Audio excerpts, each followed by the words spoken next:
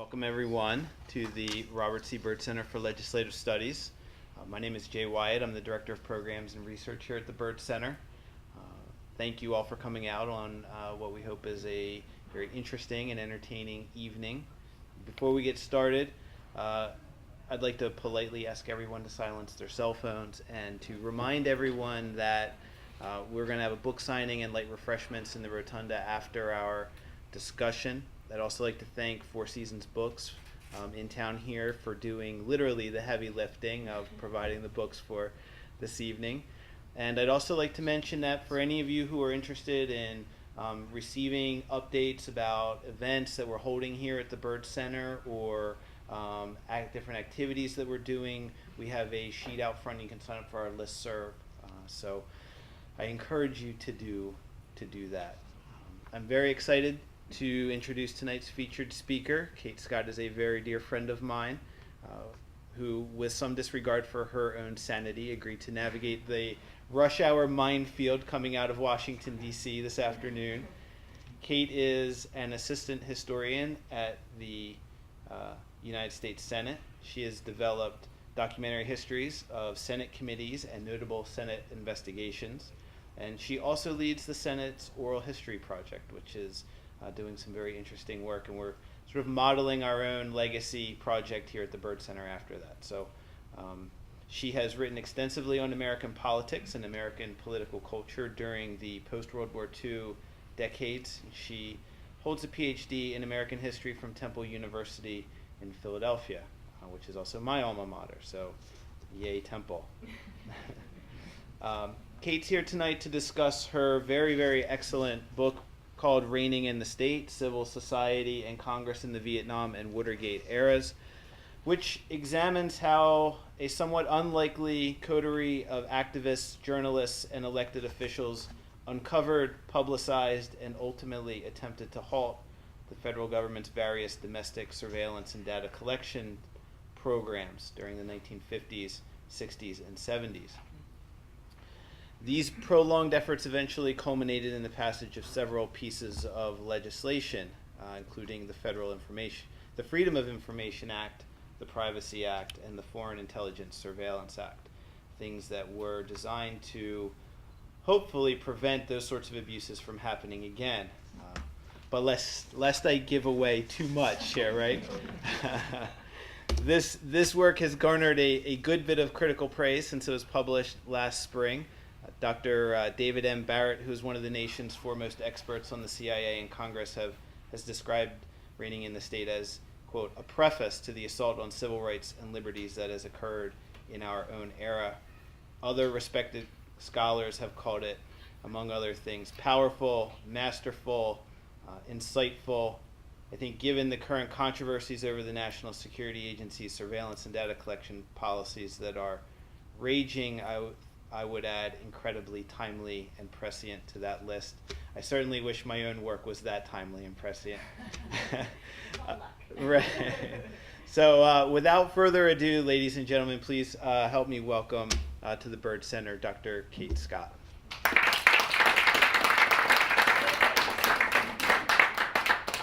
Thank you, Jay, for those kind words, and thanks for inviting me here to the Byrd Center for Legislative Studies. I think it's very fitting that I'm here tonight because Senator Byrd actually voted on all of those pieces of legislation that Jay just mentioned, which are featured in part in my book. And I'm delighted that you all came out this evening. It's a little chilly fall evening, and I appreciate that you decided to spend some time with us.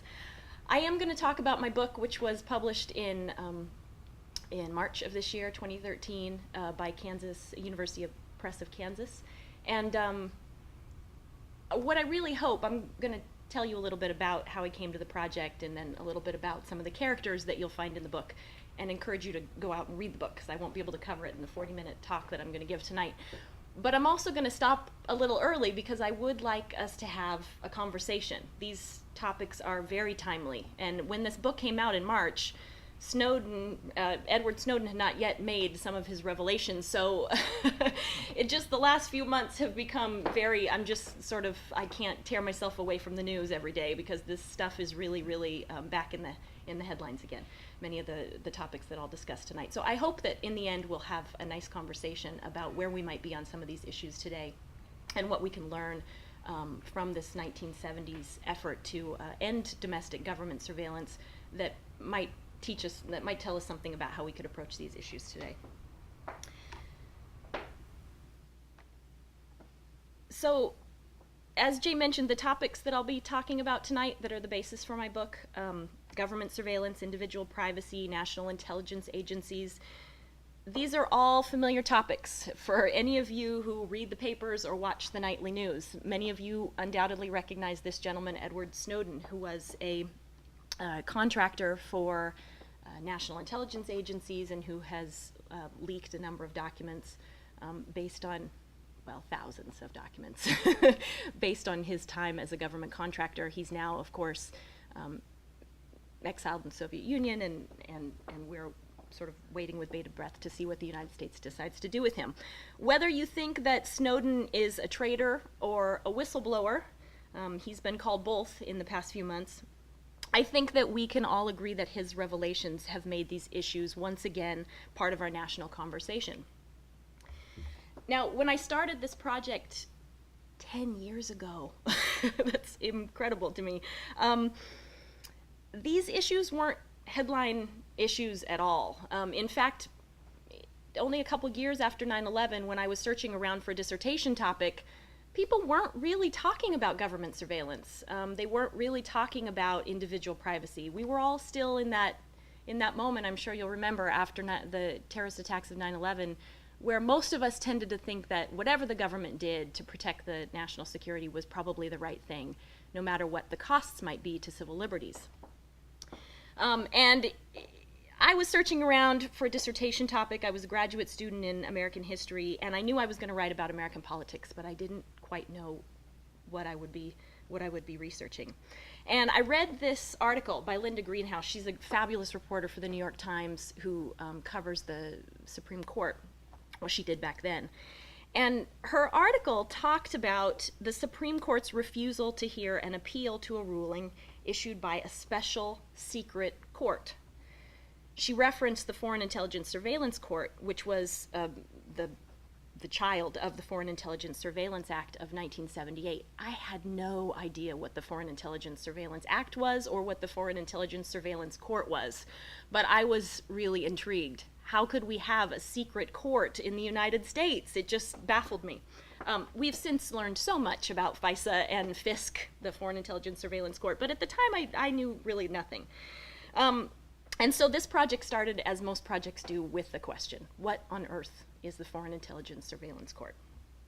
So I went immediately to the congressional sources that I knew. I went and read the House and Senate reports, their hearings, committee reports, and I found a copy of the legislative history of the Foreign Intelligence Surveillance Act, which I'm going to now refer to as FISA. And what I found is that FISA established a new court comprised of 7 judges appointed by the Chief Justice of the Supreme Court. And the sole purpose of this court was to consider, in secret, behind closed doors, wiretap warrant requests submitted by the U.S. government. Any rejected requests were reviewed by 3 rotating judges who sat on a court of review, which is in part what Linda Greenhouse's article is about.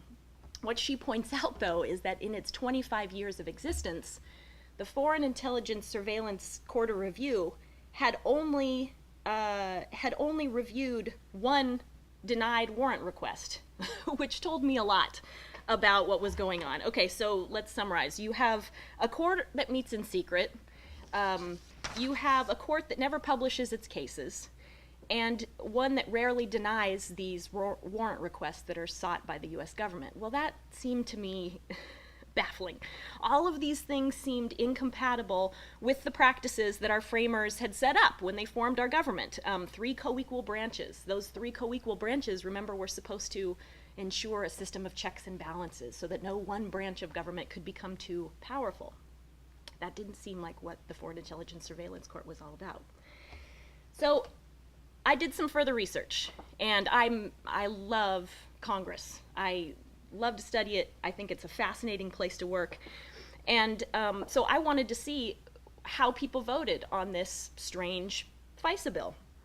And I was shocked to find that it passed with overwhelming bipartisan support in 1978. 95-1 in the Senate. This is the roll call vote.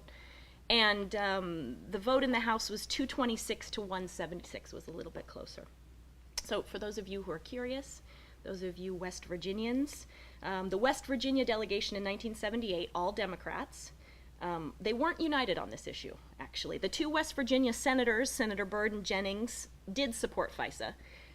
One of the House members also supported it. Two House members opposed it, and one of them didn't vote.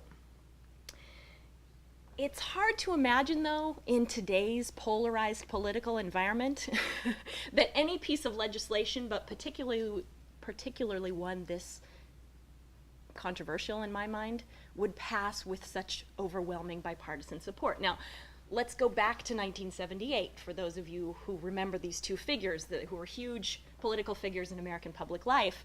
You have Senator Barry Goldwater, a conservative from Arizona, who was the 1964 Republican presidential candidate, voting to support FISA. And you also have George McGovern, the liberal South Dakotan, who was the Democratic presidential candidate in 1972.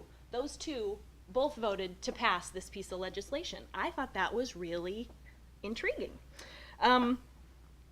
Again, so the question again for me was, how could this bill, which created the secret court, which seemed incompatible with our constitutional system of government, how could it have been approved by so many members of Congress on both the left and the right, conservatives and liberals? So I set out, as any good graduate student does, to find some answers to these questions. And when I started my research, I assumed that I would be studying people like the two senators I just mentioned. I thought I would be looking at folks in the executive branch. I thought I would be looking at folks in Congress who worked together to craft this controversial piece of legislation and get it passed. I thought that's the story I would be telling. But as I dug into the congressional sources, the hearings, the committee papers, the investigative journalist accounts, I found references time and again to people who were not elected or appointed officials. These activists, concerned about abuses in government, demanded greater transparency and accountability, especially when it came to actions by America's intelligence and law enforcement agencies. Conservatives and liberals shared common concerns about the state of American democracy in the 1960s and 1970s. They believed that the executive branch had become too powerful and too secretive in the realm of national security. Many suspected, and some just outright accused, national intelligence agencies, such as the CIA and FBI, with engaging in conduct that violated the very Constitution that the government claimed to uphold. So I found this group of this group of people, public interest groups, individuals, who were actively organizing and deeply engaged in the democratic process. They weren't radicals. They wanted to fix the system, not blow it up. And that's not the story that we often hear about the 1960s or 1970s. These reformers included people like Russ Wiggins, editor of the Washington Post and Times-Herald, U.S. Army Captain Chris Pyle, who blew the whistle on the Army's secret domestic spy operation, Aryeh Neier, the executive director of the American Civil Liberties Union, and Martin Halperin, a former National Security Council staffer for the Nixon administration, who later turned administration critic. So my story, as you can see, began to shift away from these political elites and became a bottom-up story about these good government activists and their efforts to rein in state power.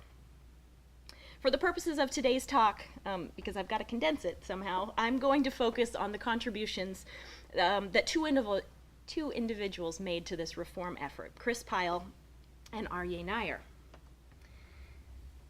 Now, Pyle and Neier are part of a group of activists who responded to an era of unprecedented growth of the federal government. Nothing exemplified that growth better than the vast expansion of the national security state following World War II, when elected and appointed officials centralized the foreign policy-making powers of the government within the executive branch. The National Security Act of 1947 established the CIA and the National Security Council, and unified the armed services within a newly formed Department of Defense. Cold War presidential administrations, some of whom I'll talk about today, sometimes, but not always working with Congress, further expanded the national security state, creating new agencies and departments. One of those was the National Security Agency, which was created in 1952. Before the 1970s, domestic oversight of this burgeoning bureaucracy, whether by congressional hearings, investigative reporting, or public interest groups, was inconsistent at best. Now, even as the government grew exponentially, national security operations became more secretive, less transparent, and therefore less accountable to elected officials in the American public. In 1951, President Harry Truman established minimum standards of classification, which he said were designed to protect the national security against leaks. But people in the news business, back then it was only newspapers, people in the news business were infuriated. They charged that the policy amounted to censorship of the news, and they believed that the policy would be used to cover up the mistakes of those in public office. Newspaper editors like Russ Wiggins, who was the editor at the Washington Post, and publishers banded together and formed literally a right-to-know movement, they called it. They considered themselves an army of activists. And what they demanded was a more transparent government. And they didn't quite know how they were going to get there. So they enlisted the help of House member John Moss, who was a Democrat from California. This is in the early 1950s.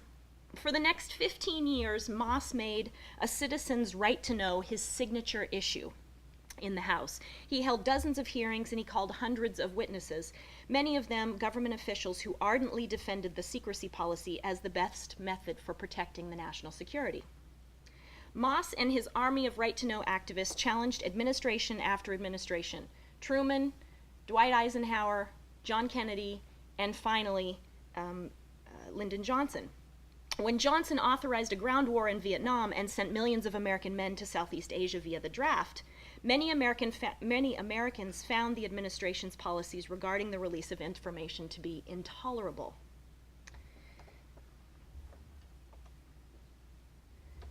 As Americans became increasingly skeptical about the administration's assessment of the war in Vietnam, Republican leaders in Congress, like Senate Minority Leader Everett Dirksen, shown here on the right, and House Minority Leader Gerald Ford on the left, pointed to the administration's growing credibility gap. Here they are at a weekly press briefing, asking the question, Mr. President, what can we believe? Now, reformers eventually, in part because of the Republicans' doggedness on this issue, reformers eventually won the battle, and they were able to get the Freedom of Information Act passed in 1966, much to the chagrin of President Johnson and his closest advisors. The last thing they wanted while they were embroiled in an increasingly unpopular war in Vietnam was to get this flood of FOIA requests into their office, which they had to respond to. So one of the interesting parts of the law, one of its limitations really, was that the intelligence agencies were entirely exempt from the original FOIA law. They didn't have to provide any information about their programs under that law in 1966. Republicans and Democrats in Congress, however, celebrated the legislation as a great improvement over the administration's current policies. Gerald Ford's comment was typical. He hailed the new law as the public's best defense against the mushrooming growth of government secrecy. Now, with the exception of the FBI, the national security state had developed as a response to international threats, real or imagined, posed by Cold War communism.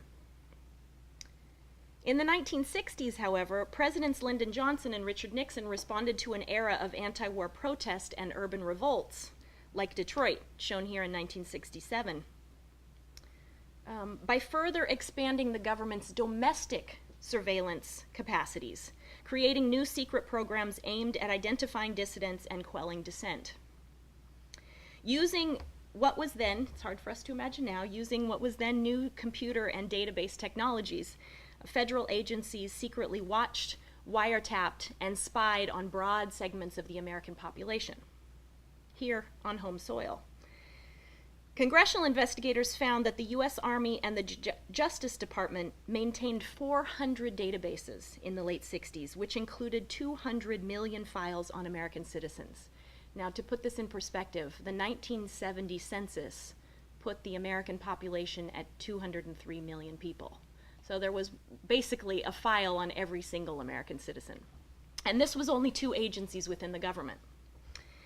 Now, a lot has been written about the FBI's COINTELPRO, which was a secret domestic surveillance program with the goal to neutralize domestic groups who challenged government policies. I've got a whole shelf filled with books about that particular topic.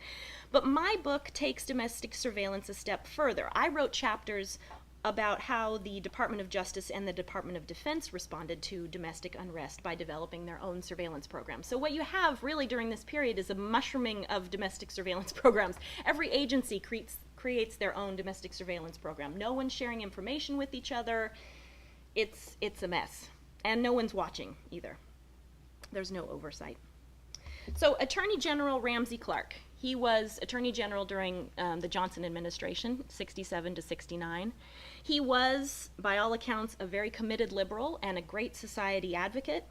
But he so distrusted FBI Director J. Edgar Hoover that he created his own intelligence clearinghouse within the Department of Justice, basically to circumvent Hoover's power in order to help him best predict when and where the next domestic disturbance would occur. Somewhat ironically, even as he developed his own intelligence database, he publicly and privately battled to limit the federal government's legal authority to wiretap or electronically spy on its citizens. So he didn't want the government to be involved in gathering the information, but then he created his own program to hold the information and catalog it. There were a lot of inconsistencies there. When conservatives in Congress amended the Safe Streets and Crime Control Act of 1968, granting the Johnson administration sweeping authority to wiretap virtually anyone for law enforcement purposes, Clark publicly denounced the measure as a peril to individual freedom. Now we'll go back to Detroit. When President Johnson tasked Secretary of Defense Robert McNamara with developing a plan to predict future domestic disturbances in 1966, McNamara put Lieutenant General William Yarborough, a counterintelligence expert, in charge of the Army's program. Yarborough drew on his experiences in Germany during the early years of the Cold War to develop his domestic counterintelligence program. Alas, his years abroad left him ill-prepared to assess and evaluate domestic issues. He had no idea what was going on in the streets of the United States. He had been doing his work in Germany and other places behind the Iron Curtain, and he simply was not qualified to assess the social, cultural, political issues that Americans were protesting at the time. When Newark, New Jersey erupted in violence in the summer of 1967, he directed his staff to get out your counterinsurgency manuals. We have an insurgency on our hands. But as one officer later recalled, when Detroit erupted the following month, there we were, plotting power plants, radio stations, and armories on the situation maps, when we should have been locating the liquor and color television stores instead. His subordinates later complained that Yarborough saw a communist behind every bush.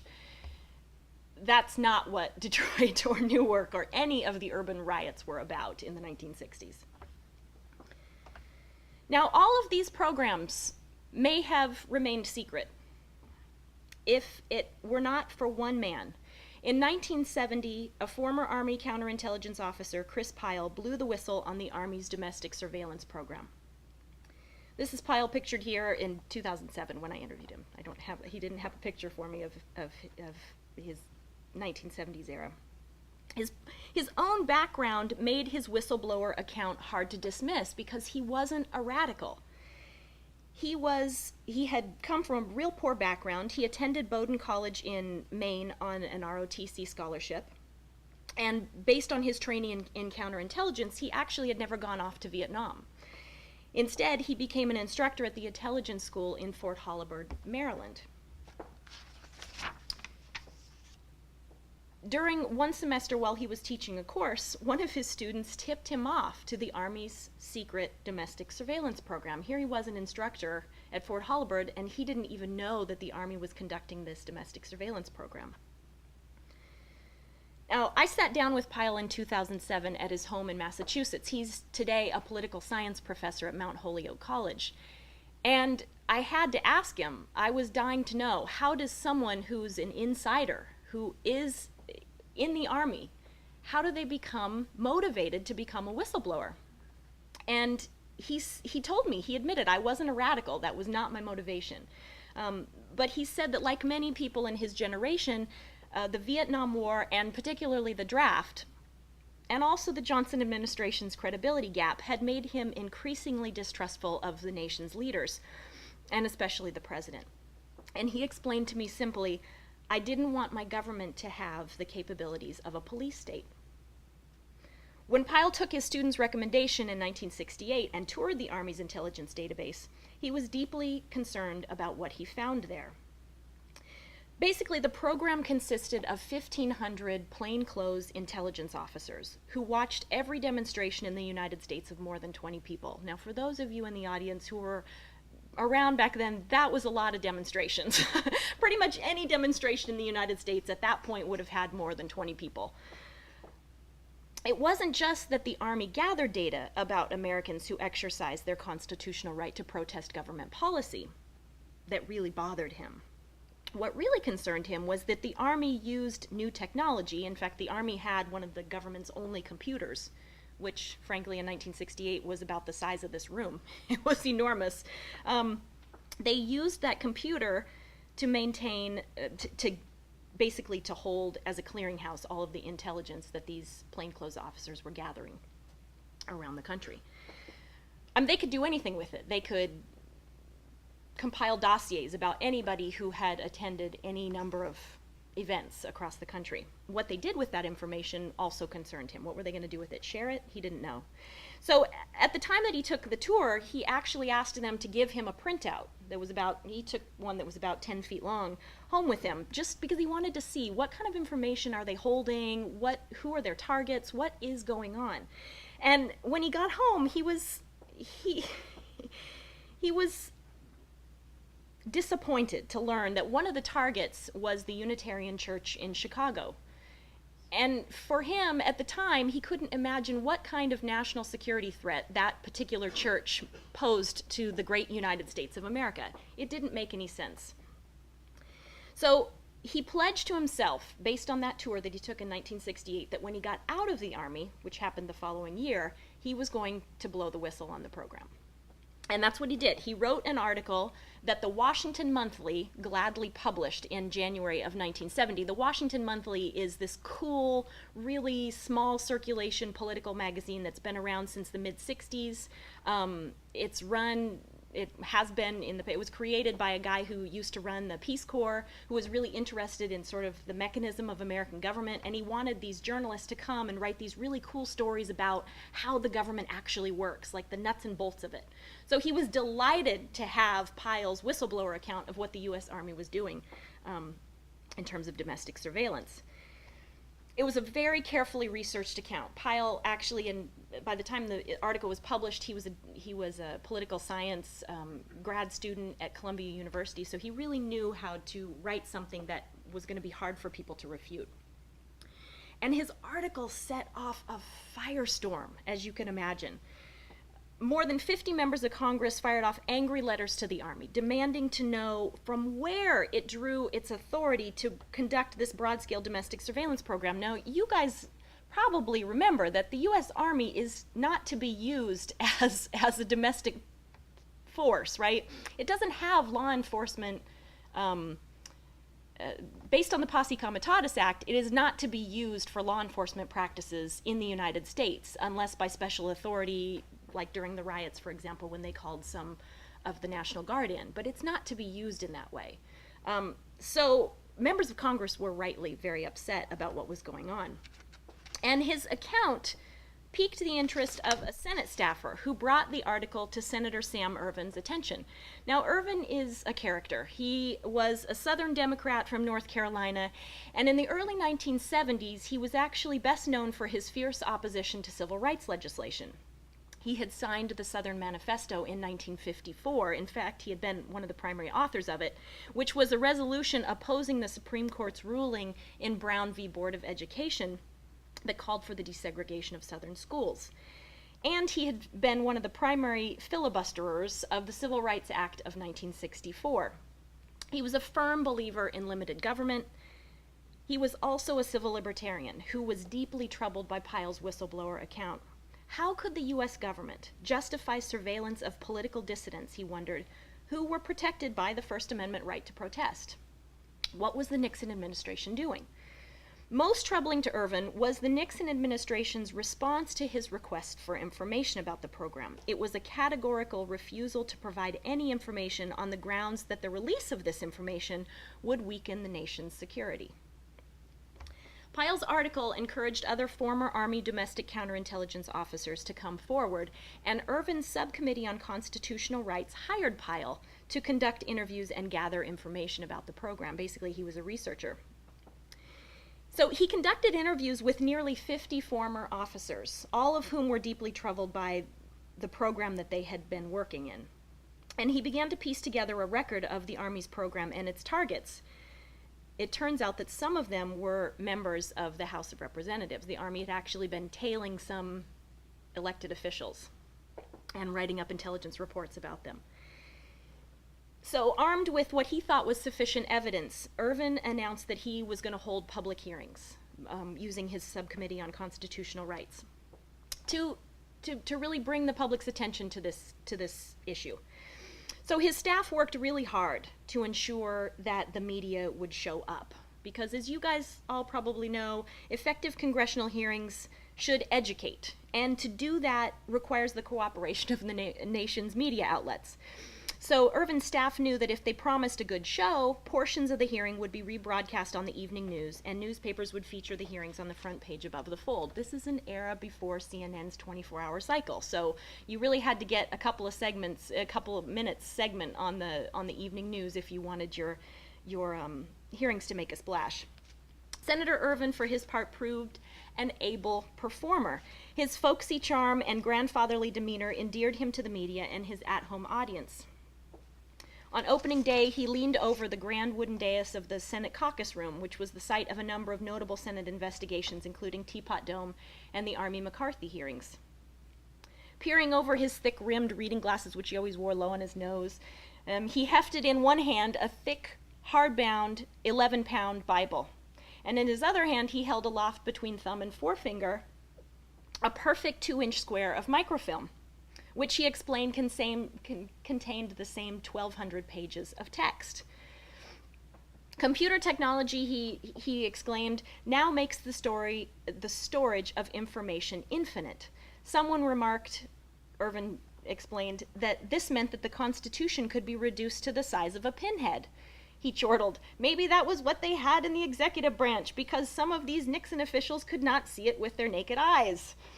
Ervin's staff packed the witness list with privacy experts who testified to the chilling effect that government surveillance was likely to have on Americans.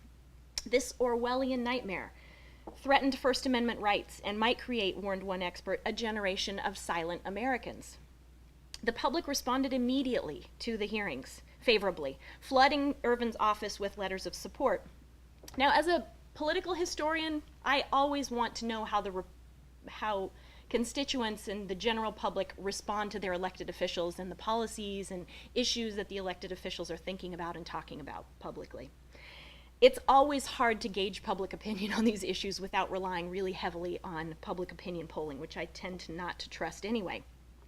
In this case, I was really fortunate as a researcher because Ervin published the letters that he received as an appendix to the hearing transcripts. So he got thousands of letters from Americans all across the country trying to explain how they felt about the issues that he was presenting during these hearings. And he took out their names. He presented all the letters anonymously, and though he did note where the letters originated from.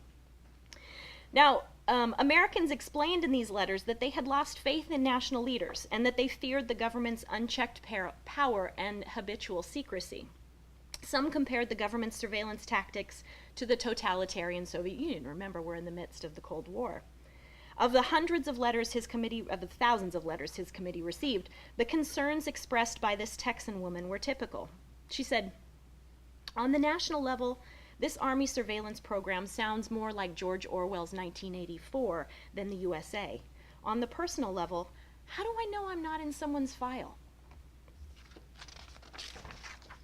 So Pyle's article and Ervin's investigation translated complicated constitutional issues like separation of powers, checks and balances, abuse of executive power, into a narrative that average Americans could grasp and find an interest in. Should the president have the authority to deny information to Congress and therefore the American people? What type of information should legitimately be withheld under the national security label? Again, all questions we're asking today.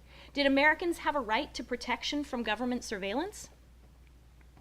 Now, while Pyle was assisting Ervin's subcommittee investigation, he was also moonlighting for the American Civil Liberties Union as a research assistant in their public interest litigation section.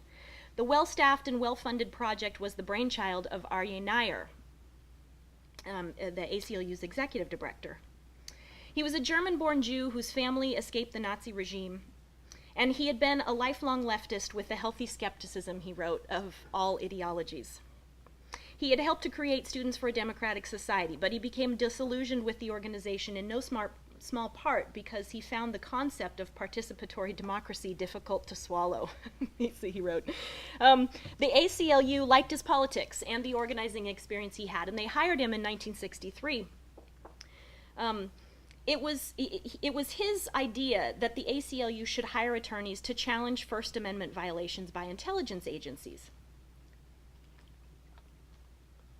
But as I've explained, the organization had a really hard time doing that because they were secret programs, and they didn't have the hard evidence they needed to challenge these government programs.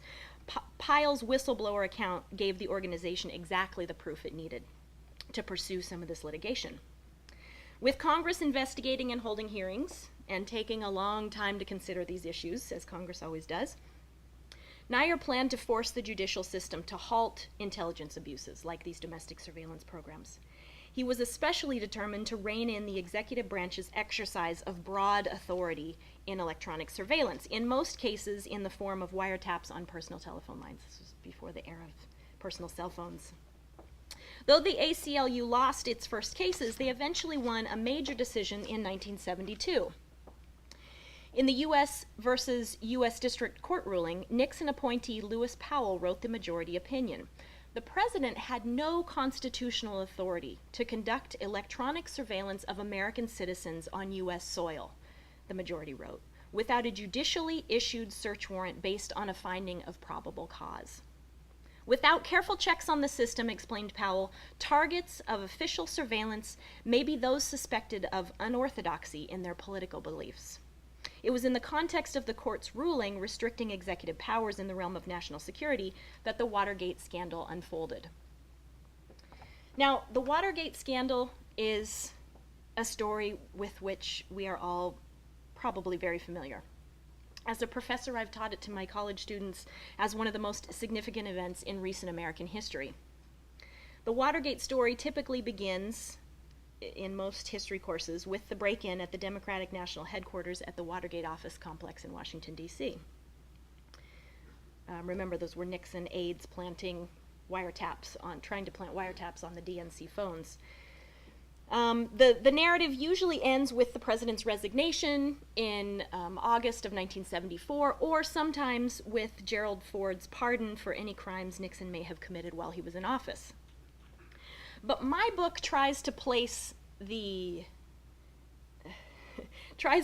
crimes of Watergate, like the black bag jobs, the illegal wiretaps, the political surveillance, into a much broader historical context. It wasn't just that Nixon did this in 1972 and 73. It wasn't just that he created the Houston Plan to to watch his political opponents and to do these the plumbers doing black bag jobs to try and foul up George McGovern's campaign in 1972.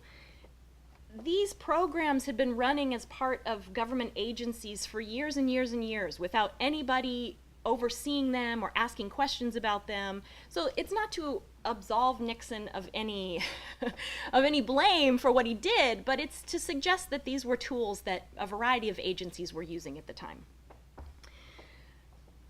The Watergate hearings, which of course were conducted under Chairman Sam Ervin's direction, simply brought to sharp relief for the media and the American public the abuses that the executive branch more broadly, and the intelligence agencies more specifically, had perpetrated on the American public for years, if not for decades.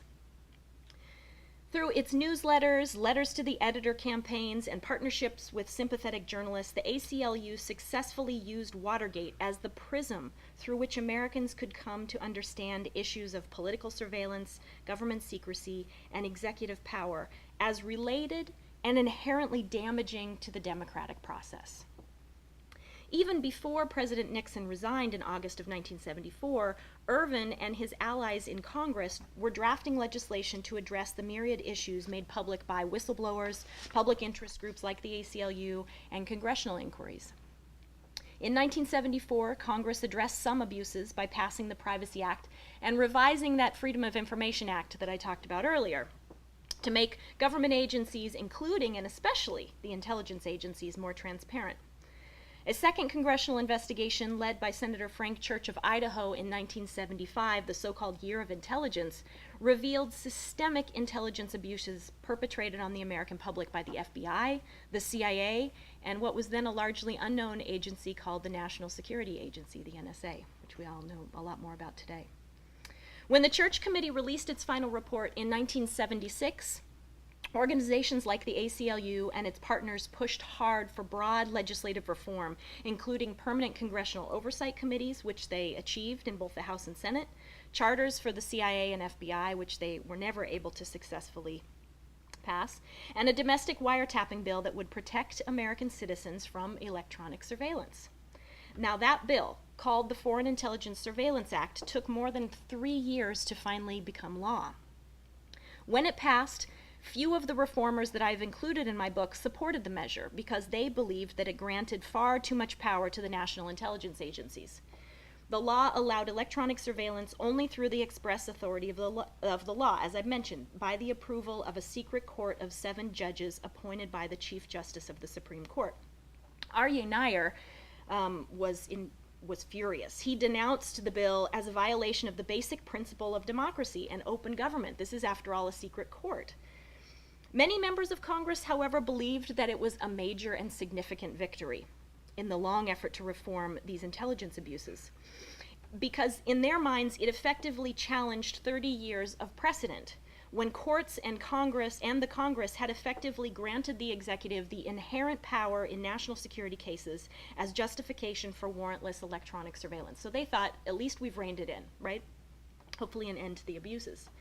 Now back to that roll call vote. Back to my earlier question, how did FISA, which seems to so strain the principles of our democratic government, equal protection before the law, open and transparent government, how did it pass with such overwhelming bipartisan support in both chambers of Congress? Now the basic answer is this. Revelations of intelligence abuses provided whistleblowers like Chris Pyle in the late 60s and early 70s, provided by whistleblowers like Chris Pyle, came at a time when Americans were losing faith in government and their elected officials to solve the nation's myriad problems. Remember, we have the long war in Vietnam that's ongoing and that more and more Americans oppose. And then we also have that compounded with issues like Watergate. But also, when these revelations came out, the intelligence agencies were really slow to respond. It's nothing like today. They thought these programs would go on in secret indefinitely. They didn't believe that anyone would blow the whistle, and so their response was very slow. For example, if we compare Chris Pyle's treatment with how Edward Snowden has been treated, or the names that he's been called, Chris Pyle was never contacted by the U.S. Army after he made his whistleblower account. He never heard from them. He knew that he was being tailed. He knew that there were plainclothes officers following him, so he kept all of his research under lock and key. But he never heard from the U.S. government.